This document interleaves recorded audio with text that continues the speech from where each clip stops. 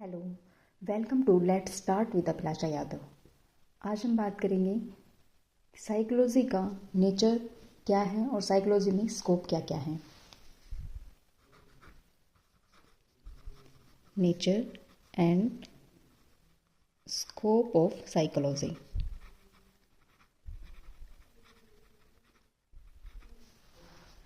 सबसे पहले हम बात करते हैं कि साइकोलॉजी के बारे में। पहले साइकोलॉजी को फिलॉसफी में समझा जाता था। फिर 1879 में विल्हेल्म वुंड ने बताया कि साइकोलॉजी की सबसे पहले एक प्रयोगशाला स्थापित की। साइकोलॉजी को एक ऐसा साइंस बताया गया जो एक सिस्टमेटिकली ऑब्जर्वेबल बिहेवियर की स्टडी करते हैं, जो कि किसी भी इंडिविजुअल के अंदर उसके जो मेंटल और फिजियोलॉजिकल जो प्रोसेस होते हैं, जैसे कि उसकी थिंकिंग है, फीलिंग है, और जो एनवायरनमेंट में जो इवेंट्स हो रहे हैं उनके बीच जो रिलेशन होती है, उन सबको जोड़कर उसकी स्टडी की जाती है। उसके बारे में साइकोलॉजी में स्टडी किया जाता है कि कोई इंडिविजुअल कैसे बिहेवियर कर रहा है। तो साइकोलॉजी में मेनली कैटेगराइज किया गया साइकोलॉजी को 3 टाइप में। सबसे पहले बताया गया कि टीचिंग।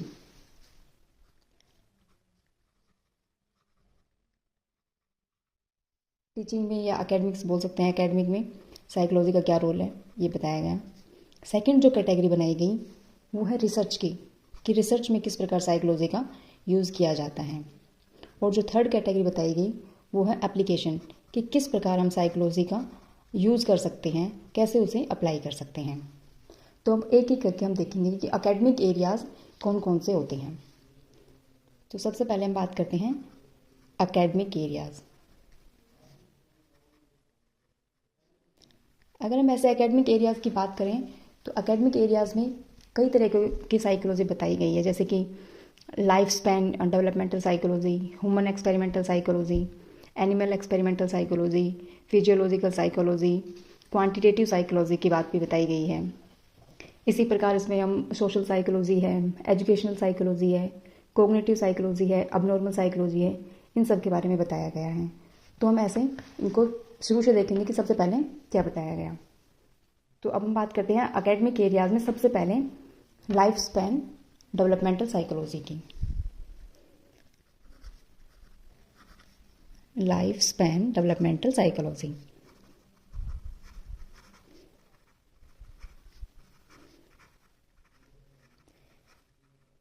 इसमें बताया जाता है कि जीवन की जो अवधि है हमारी, उसमें कैसा हमारा डेवलपमेंट होता है उसके बारे में बताया जाता है।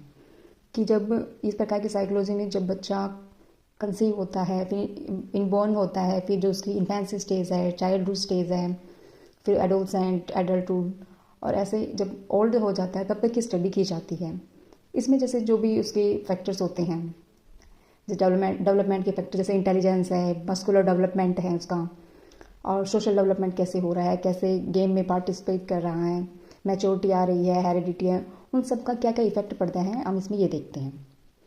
नेक्स्ट हम बात करते हैं कि ह्यूमन एक्सपेरिमेंटल साइकोलॉजी।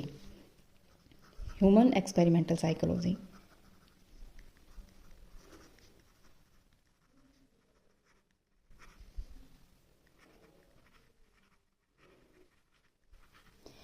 इसमें बताया गया है कि कैसे इसमें मानव पर एक्सपेरिमेंट किए जाते हैं उसके बारे में। कि ये साइकोलॉजी की एक ऐसी फील्ड है जिसमें ह्यूमन बीइंग के जो सभी बिहेवियर की स्टडी की जाती है, जिस पर एक्सपेरिमेंट करना पॉसिबल हो पाता है। कि जैसे कोई इंडिविजुअल है वो किस प्रकार थिंकिंग कर रहा है, कोई चीज़ समझ रहा है, लर्निंग कर रहा है, जो उसके बिहेवियर होते हैं उनको एक्सपेरिमेंटल स्टडी करना इसमें शामिल किया गया है। फिर नेक्स्ट बात करते हैं हम animal experimental psychology.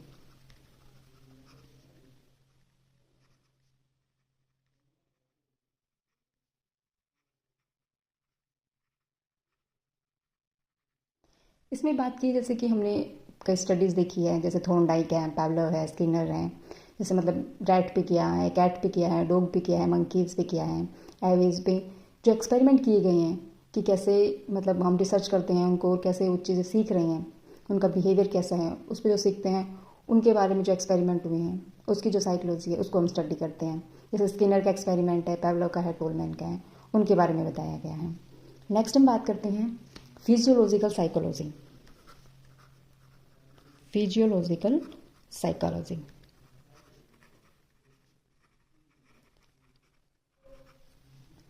Physiological psychology मतलब हमारी फिजियोलॉजी से रिलेटेड होती है, इसलिए इसमें बायोलॉजिकल साइंस भी शामिल होती है कि जैसे हमारा जो मतलब ब्रेन फंक्शनिंग है वो कैसे हो रही है, इसे हम साइकोबायोलॉजी भी कहते हैं।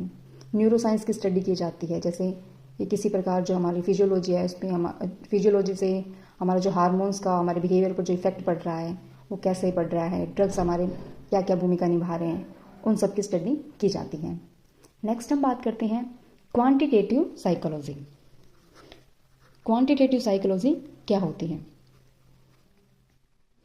क्वांटिटेटिव साइकोलॉजी से हम समझ पा रहे हैं कि इसमें डाटा कलेक्शन की बात की गई है। जैसे कि हमें मैथमेटिकल या स्टैटिस्टिकल टूल्स होते हैं, कोई भी हम एक्सपेरिमेंट करते हैं या कोई भी डाटा कलेक्ट करते हैं, उसकी स्टडी करते हैं, हम कोई टेस्ट लगाते हैं, तो उनमें जो स्टडी की जाती है वो हम अपने इसमें क्वांटिटेटिव साइकोलॉजी में स्टडी करते हैं, कोई भी ऑब्जेक्टिव एक्सप्लेनेशन के लिए की जाती है। फिर हम नेक्स्ट बात करते हैं साइकोलॉजी ऑफ पर्सनालिटी, यानी कि पर्सनालिटी साइकोलॉजी के बारे में।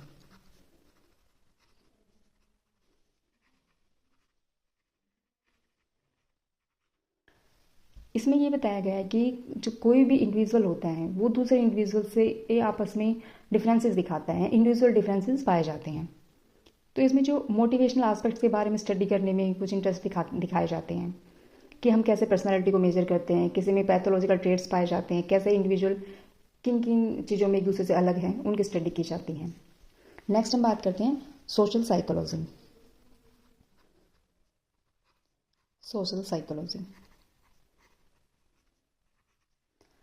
सोशल साइकोलॉजी ये एक सोशियोलॉजी से रिलेटेड फील्ड है, जिसमें हम समाज के बारे में बात करते हैं कि मनुष्य जैसे एक सोशल एनिमल है, तो कैसे वो सोसाइटी में रहकर कैसे क्या एक्टिविटीज़ कर रहा है उसकी स्टडी करते हैं। जैसे कि हमने देखा है कि पूर्वाग्रह होना, प्रिजुडाइज है, स्टीरियोटाइप है, या फिर जैसे हमने कन्फर्मेटिव एक्सपेरिमेंट भी दिखाया है इसका, या फिर कंप्लायंस की बात करते हैं, ओबीडियंस की है, सोशल फैसिलिटेशंस हैं कि कैसे हम लोगों को देखकर अपने हमारे ऊपर उसका इफेक्ट पड़ता है, कैसे हमारी परफॉर्मेंस पे इम्पेक्ट पड़ता है, उसकी स्टडी की जाती है।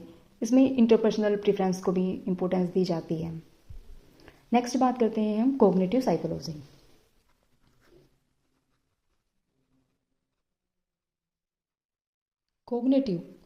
कोग्निटिव से का मतलब है कि हमारे कोग्निशन से रिलेटेड, जैसे कि कोई भी चीज़ है उनका परसेप्शन कैसे कर रहे हैं, थिंकिंग, लर्निंग है, इंटेलिजेंस है, मेमोरी है, इनके बारे में बात करना कि कैसे हमारा जो ह्यूमन बिहेवियर है उसकी हम स्टडी करते हैं, स्टिमुलस रिस्पॉन्स पे कैसे फोकस किया जाता है, उनके अंदर जो कनेक्शन है उनकी कैसे स्टडी की जाती है, इसके बारे में बताया जाता है। फिर हम बात करते हैं नेक्स्ट अबनॉर्मल साइकोलॉजी की। अबनॉर्मल साइकोलॉजी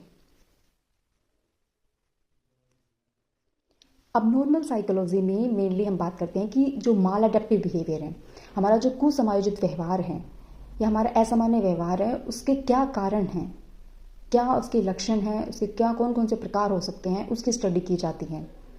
इसके पीछे कौन से बायोलॉजिकल बैकग्राउंड रहे हैं या फिर जो सोशियो कल्चरल बैकग्राउंड है या साइकोलॉजिकल बैकग्राउंड है, उनकी स्टडी की जाती है। नेक्स्ट हम बात करते हैं एजुकेशनल साइकोलॉजी।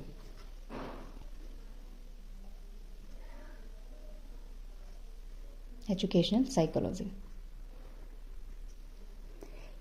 साइकोलॉजी एक काफ़ी इम्पोर्टेंट फील्ड है, जिसमें साइकोलॉजिस्ट की ये देखिएगा कि किस प्रकार साइकोलॉजी एक्टिव होकर अपनी भूमिका निभा रहे हैं। इसमें सबसे पहले देखा जाता है कि जो स्टूडेंट्स हैं उनका जो एजुकेशनल परफॉर्मेंस है किस तरह से इंडिविजुअल डिफरेंस से या पर्सनल फैक्टर से या सोशल इंटरेक्शन से उस पर प्रभावित हो रही है, क्या प्रभाव पड़ रहा है उनका, कैसे कैसे बच्चे आपस में स्कूल में जाके इंटरेक्शन कर रहे हैं, कैसे स्टडी हो पा रही है, उनको जो प्रॉब्लम्स आ रही हैं उनको कैसे रिजोल्व करना है, तो वो हम सब एजुकेशनल साइकोलॉजी में जानते हैं। तो आज हमने ये जाना कि नेचर और स्कोप ऑफ साइकोलॉजी में कि जो टीचिंग या एकेडमिक एरिया है उसमें 10 प्रकार की हमारी जो साइकोलॉजी है उनके बारे में हमने जाना है। Thank you.